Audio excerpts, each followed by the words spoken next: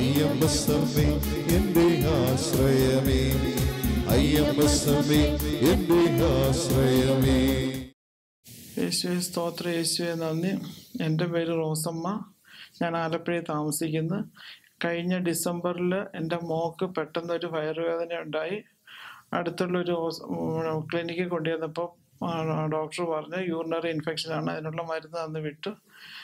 മരുന്ന് കഴിച്ച് 2-3 മണിക്കൂർ കഴിഞ്ഞപ്പോൾ പെട്ടെന്ന് അവൾ അൺകോൺഷ്യസ് ആകുകയും അവൾക്ക് ബോധമില്ലാതാകുകയും ചെയ്തു.